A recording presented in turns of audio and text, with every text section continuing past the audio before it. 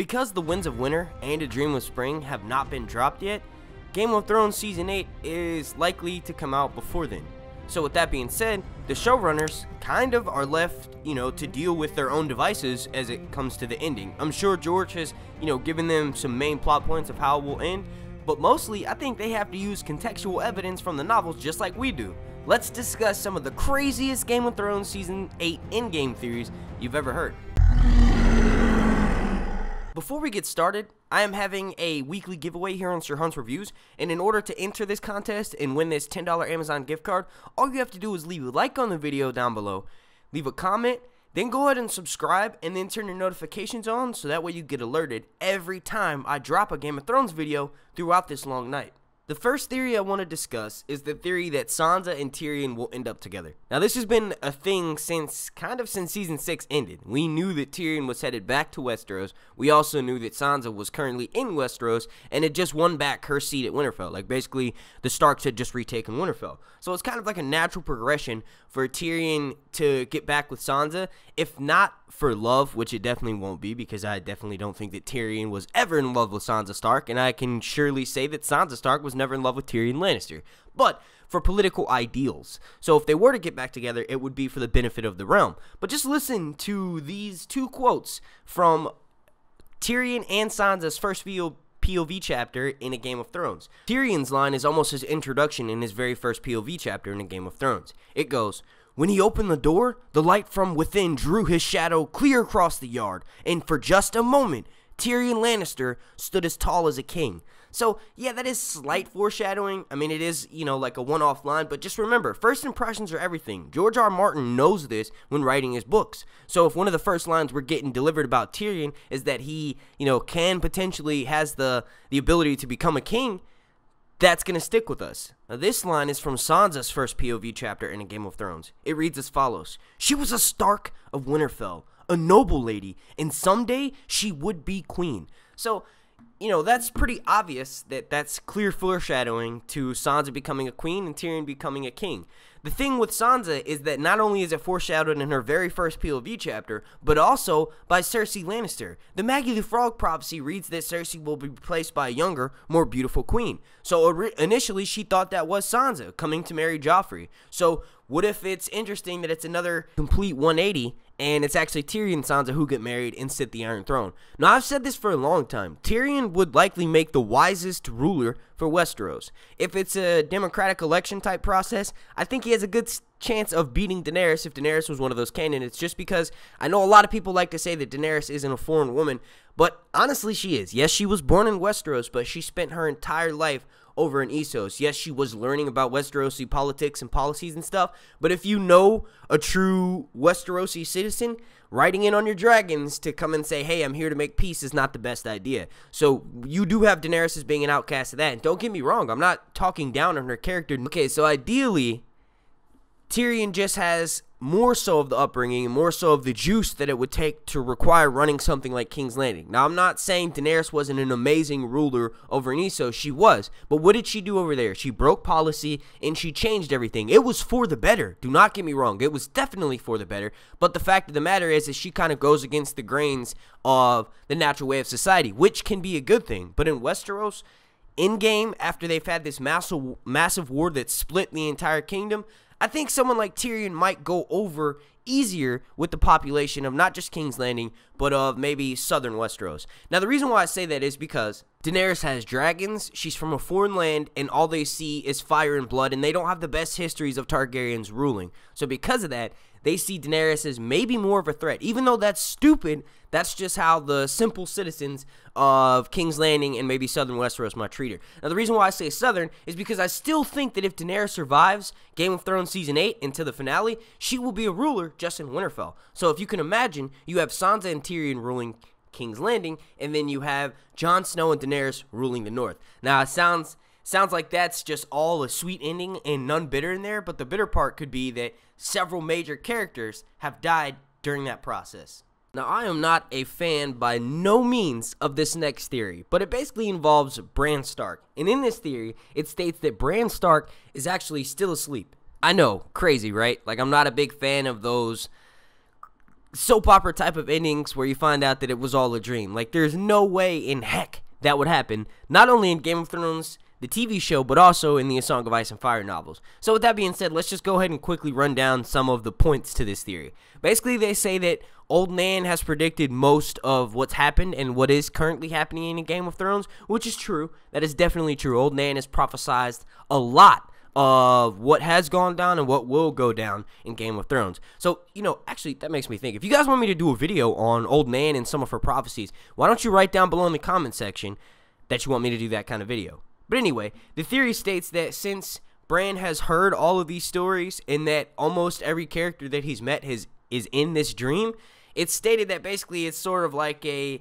like Bran is imagining all of this stuff. Like, a lot of people like to have this theory with The Walking Dead, thinking that Rick is still in a coma and he's just imagining everything. So it's almost like the Wizard of Oz effect, which is why it's called the Wizard of Oz Bran theory. It's basically that everything that's happening right now is inside of Bran Stark's head, and that none of it really means anything because it's not happening in reality. So at the end of the series, you'll have Bran waking up, and all of the Starks will be surrounded by him, still alive, and that all just happened in Bran's dream. I couldn't even get through that with a straight face. That's how ridiculous this theory is. Let's move on to the next one. This next theory involves Jaime and Cersei, and it involves them sort of exiting the world together. Now, we've long since heard of the theory that Cersei will be killed by her younger brother by being strangled to death. This is called the Valonqar theory. It's a very popular theory in throughout Game of Thrones and A Song of Ice and Fire, and it's honestly yet to be fulfilled. It's one of the few prophecies that still stands a decent chance of being fulfilled because we still have both of Cersei's younger brothers who are still alive. Daenerys is with one of them, and then you have Jaime, who's kind of on his own. We kind of already talked about Tyrion too much, and honestly, the possibility of Tyrion getting that close to Cersei where he has the ability to kill her is just kind of, likely just not going to happen. Now, from the novels, from one of the more recent novels, we actually hear when Cersei's in distress and about to go on trial, she sends a letter to Jaime telling Jaime to come and help her. He ends up balling up this letter and throwing it away, and he mentions that him and Cersei went in this world together, perhaps they should leave together as well. So that's not verbatim, but that's the idea behind his quote. He's saying that me and Cersei were born together, we're also going to die together. So with that being said, you have a huge chance to fulfill this prophecy going into Season 8. Now, what if you're obviously thinking, like, how would Jaime kill Cersei and how would he get killed after that? Well, let's just say he's able to slip back in. Maybe he's going in to, like, sort of do a pseudo turning himself in. He's able to strangle Cersei, but before he could, completely kill her all the way, she still ends up dying, but before he ends up doing the deed, he's killed by the mountain, and he's, like, maybe stabbed in the back. I don't really have too many ideas about this theory, but you guys let me know what you think about it down below in the comment section. Now, let's just say he's able to get the knife into Cersei before the mountain comes and kills him. If he were, technically, Jaime and Cersei died together, so they would be exiting this world together, which would fulfill that prophecy. Now, this is one of my favorite theories when it involves the ending of A Game of Thrones and, A Dream of Spring. So this could actually fit not only in the books, but also on the TV show, which is, it's always really exciting to have those kind of theories. And this theory actually involves Samwell Tarly as being the pseudo-narrator of the entire story. So basically, when it's all said and done, the last images we'll have is of Sam closing up his book, just like in Lord of the Rings, where Frodo was writing The Hobbit, But basically, it ends very similar to that. Bran, it might be around him, I don't know, but Sam is just, he's either with Jon Snow's offspring, someone like Bran, or just someone else who's able to kind of guide him in this writing, but he closes the book and then names it A Song of Ice and Fire. There we have the perfect wrap-up to Game of Thrones Season 8 and A Dream of Spring. Now, if you remember, we'll have to do a bit of digging for this theory, but if you remember, in Season 7, Sam actually told Maester Ebrose that he would prefer a more poetic title for the book that Ebrose was writing, which Ebrose had titled that book, A Chronicle of the Wars Following the Death of King Robert I. Now, does that not sound exciting? This is basically the events of A Game of Thrones. Like, yes, obviously Robert wasn't dead in the very first episode, but he was shortly thereafter. So all of these events in this book, or the chronicles in this book, have to basically, they're talking about Sam and all of the main characters. So if somehow the Citadel was attacked and Ebrose was killed and it was tasked with Sam with finishing this book, I think it would be perfect for him to change the title of A Song of Ice and Fire and maybe make the ending of that book focus around Jon Snow and Daenerys and the quest between ice and fire. The bonding of two great houses, Targaryen and Stark, coming together and just fulfilling this insane destiny. And Sam writes it all in a book, and he titles it A Song of Ice and Fire. Now, if you guys remember, George R. R. Martin has said this numerous times, that the character who is most similar to him in the novels is Samwell Tarly. So if that's the case, why would Sam not make for the perfect author for this story? And we have him sitting with the children of Jon and Daenerys long since after maybe they died in the final battle, but he's just sitting to them telling them this story. Now this next theory is a bit disheartening because it involves one of our favorite characters, Tormund, and he may end up dying because of this. Now this theory is basically that the Night Watch is actually Lightbringer.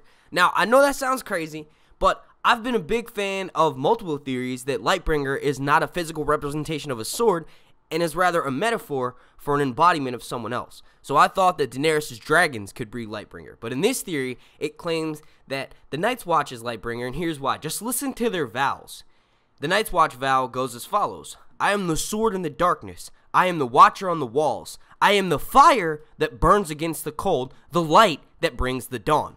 You don't even have to really analyze that too much. The vow says it all in of itself. They are a sword who protects the world against darkness. So in my mind, the first image that popped up was a flaming sword. And it just mentions, you know, with them being the watch on the wall, it makes sense because that's what the original Azor Ahai did. He sort of protected the world and led them into the new dawn, which is why the sword was called Lightbringer. It brought the light back from once it had disappeared in Westeros. So it makes perfect sense that the Night's Watch, these people who are said to sacrifice themselves to protect the realm of men, that's exactly what Azor Ahai did originally. So if the original Lightbringer wasn't a flaming sword and instead it was a group of individuals that helped Azor Ahai protect the world against the Long Night, well, that fits even more perfectly because we know that Jon Snow or Daenerys, whichever one you want to call the Azor Ahai, in my opinion it's Daenerys, but come on, they're not going to work alone. They're going to have a group of individuals working together to come towards a common goal and conclusion. So if that's the case, then you have Jon Snow and Daenerys' companions bring Lightbringer, and Jon Snow and Daenerys being the embodiment of Azor Ahai, leading us throughout this long night. Let's not forget, Tormund said that he was going to be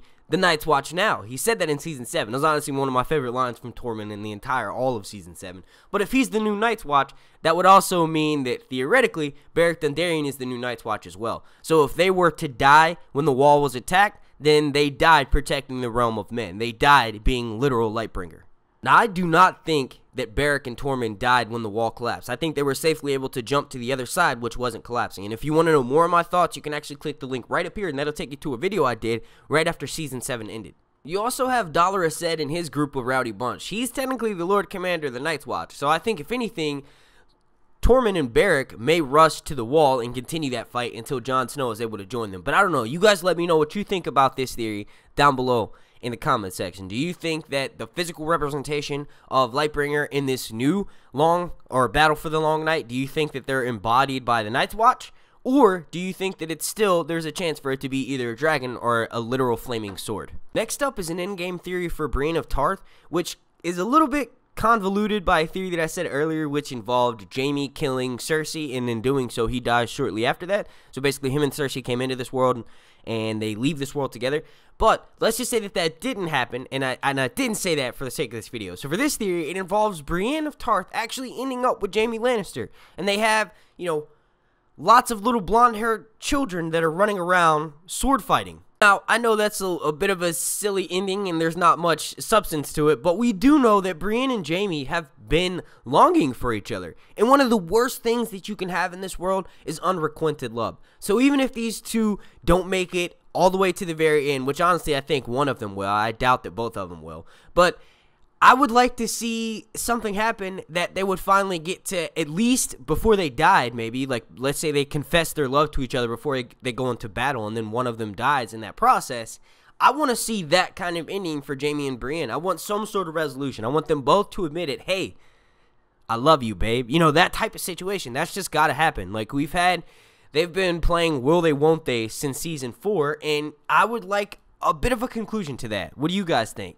The final theory I want to talk about actually involves Arya Stark. Now, I did a video on my in-game predictions for Arya Stark and her journey will end up in Season 8. You can actually click the link right up here, and that'll take you to that video so that you can go and watch it, and then come back here, and then you'll realize what I'm commenting on. But in that video, I got, like, 10 or 15 comments of people accusing me of being an anti-feminist because if Arya were a male and she was doing the same thing, I wouldn't call her psychopathic and crazy. Now, let me just say this right here. You guys could not be more wrong. That's not true at all. If anyone was doing what Arya was doing, I would say they were a fucking psychopath. If a dog was running around cutting up people and baking them into pies and then enjoy stabbing someone in the eye, I would say they were psychotic. That is just common sense. I don't need a piece of paper from a college telling me how to determine when something is crazy. That may be the case with something a little bit more sensitive, but when you just look at it as a whole, that, hey, there's this girl who's suffering from PTSD, running around stabbing people in the face and in the neck and enjoying the hell out of it, you would say she was crazy. It doesn't matter that she's a woman or not. That has nothing to do with it. It just has to do with her actions, and that makes her, in my book, a bit psychotic. Now, I'm not saying that I don't like Arya. I love Arya. Arya is one of my favorite characters, but let's just remove that. If I remove the beer goggles, so to speak, from my eyes, she's a psychopath. Now, let me clarify that a bit. She's not all the way 100% psychopath, because she does show remorse and she does hesitate to do certain things that would make her vengeance go on longer, making her feel, more of what she felt when she killed Walder Frey and Meryn Trant and Polliver. So, because she did that, she's not completely 100% crazy, but her actions are still psychotic. You can't argue that with me, and if you do, I tend to question your sanity. You know what I mean? Like, I understand Arya's an awesome character. Like, one of these comments in particular was just crazy. It was like, I wish people like you would stop calling Arya a psychopath because you obviously don't even know what that means. Did Arya ever intentionally kill an innocent person? No. Did she even refuse killing orders to the Faceless Men because of her morals? Yes. That's what made her into trouble. Look, I understand all of that. I really do. I understand that Arya still has morality. She still has a conscience, yes. But that conscience is going ever thin. And if you guys paid attention to the entire video, instead of watching one part and then jumping down to the comment section, you would have realized that I ended up saying that Arya is still in there somewhere. It's just a small piece of her, and it's going to be near impossible to bring that out if she continues down the same path that she is on. I think the problem is that people forget. Like, yes, this is a Game of Thrones channel, and I'm here to talk about, ideas and theories from the community, but also this is my channel. So that means that my opinions and my theories are going to be more prevalent. So when I see someone acting crazy and psychotic like that, regardless male or female, human being or fucking alien, I don't care. I'm going to call it like I see it. And once again, that's just my opinion. So if someone has a differing opinion than you, it doesn't mean that you're right and they're wrong, or they're right and you're wrong. It just means they have a difference of opinion. Just accept that. After all, it is just a TV show. Okay, so the actual theory that I want to talk about in this video, that I've gotten my rant out of the way, actually does feel a lot better to lift that off my chest, because sometimes it's hard to respond when there's 15 or 20 comments basically accusing me of the same thing. But anyway, the Arya theory that I wanted to focus on was something that I did not talk about in that video, which was the fact that Arya may marry Gendry. And it's not likely, but it's still possible. As far as her mindset, coming from season 6, going into season 7, and now going into season 8, she's not in the marryable mind state. She's nowhere near the part in life where one gets to, hey, I want to settle down. She hasn't finished her journey, and I honestly think that even if she were to kill every single person on her list, she would not be the same. She would either go back and join the Faceless Men, or she would set out west of Westeros. But let's just pretend that somehow Arya becomes a complete individual by, let's just say, killing Cersei and just calling it even. Let's just say Cersei's the last person on her list. She kills her and she's able to settle down. If she does, she would need to carry on the name of House Stark. The perfect way to do that would be by having her marry Gendry Baratheon. We know that Gendry, his last name is technically, as of right now, Waters, but I'm pretty sure that either Jon or Daenerys will legitify him, making him the last true Baratheon alive. Now, I know Stannis is still alive in the books, and we all love Stannis the Manus, but as far as the TV show, Gendry may be fulfilling that role, and Gendry we may see taking Storm's End by the end of the series. And if that's the case, him and Arya could marry together and fulfill Ned and Robert's lifelong dream of having their families marry together. Now, the reason why I say this is likely not going to happen is because that kind of happy ending doesn't exist in Game of Thrones. It's just not. It doesn't make for any sort of bitterness at all. It's just 100% sweet. And like I said in my last video, bittersweet has been engraved into our brains. So when we are hypothesizing and connecting the dots for these in-game theories, it's almost impossible to deliver one that's 100% positive. You have to have some negative in there. And that that ending with Arya, that's almost 100% positive. She got everything that she wanted, and she also finished her list. So that's just not going to go down. But you guys let me know what you think about Arya marrying Gendry down below in that comment section. I want to hear your thoughts on that because I'm honestly torn. It's just too happy of an ending for Game of Thrones. There are legitimately 150 different ways that Game of Thrones Season 8 can end and A Dream of Spring can end. If you guys want me to do another video, more so focusing on how the books will end, let me know down in the comment section because there are several theories that I wanted to do in this video, but I couldn't really do because there's no contextual evidence for in the TV show. So like I said, if you guys want me to do the book in-game theories, let me know down below in that comment section as well. I want to give a super special thank you to all of you all for watching this video. Thank you for making it to the end. Hopefully you leave me, your questions or your comments down below in that comment section.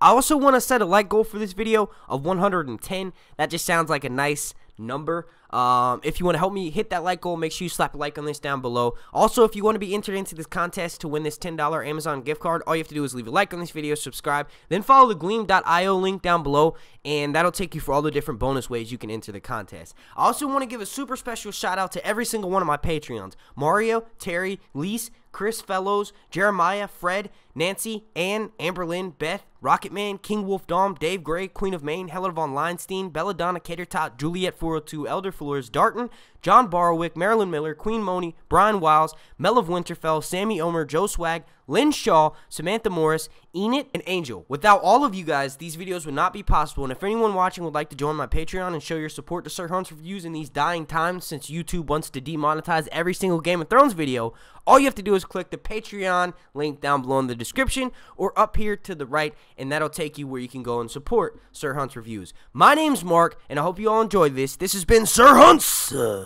Reviews.